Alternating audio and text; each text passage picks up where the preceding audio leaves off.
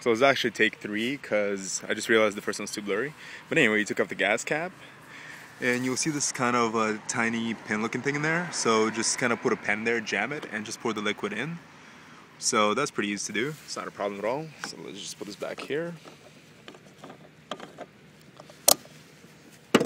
And the second thing you should probably do is pop your hood.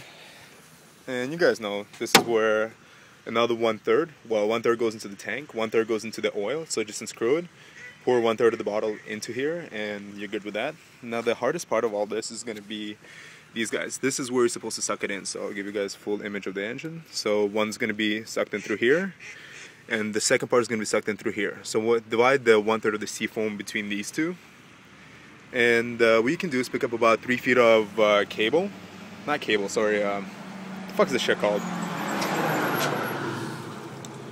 The hose. And yeah, so just disconnect this pin. It might be a bit of a challenge. You kind of have to play around with it, but it does disconnect fairly easily and reconnects even smoother. So that's not a problem. And the same thing with this part. Well, this cable has 2 sides, so it's a bit more complicated with this.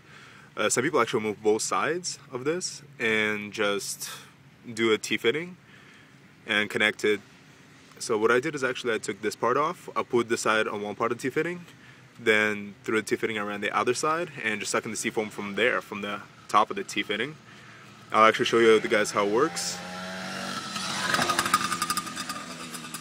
Holy shit. That's a fucking bike.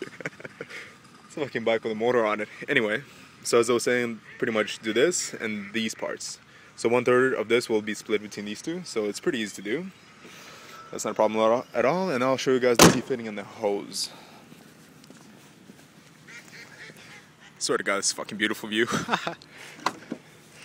Alright, so this is the T-fitting with the hose on it. So let me just remove the sides.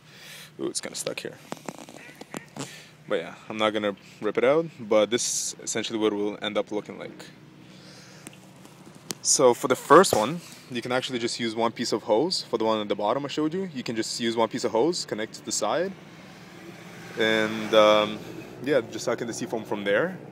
That's pretty easy. I suggest you use zip ties because this hose is pretty small, but it still does not sit too well. So some of the seafoam when I was doing it kind of poured out because I was doing it alone, but that shouldn't be too hard.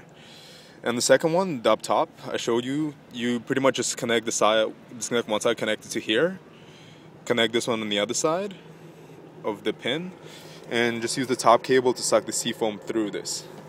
So it's not too hard to do. It's pretty easy. By the way, sorry for all the junk in my trunk. Fuck, this sounds gay. Anyway, so that's, like, I'll show you again quickly. Hold on. So the T-fitting is going to be used for this guy up top. I'm just kind of doing it more in depth just in case you guys do have questions. So the T-fitting is going to be used for this one, and just plain piece of hose is going to be used for this one, the one at the bottom. So it's pretty easy to do overall.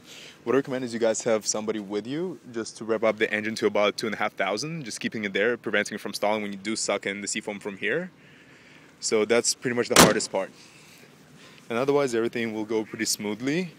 And I didn't actually stall my car with the last one because with seafoam some people say you're supposed to stall it with the last cup, but I didn't do that, but it still worked pretty well. Pretty good of a smoke show.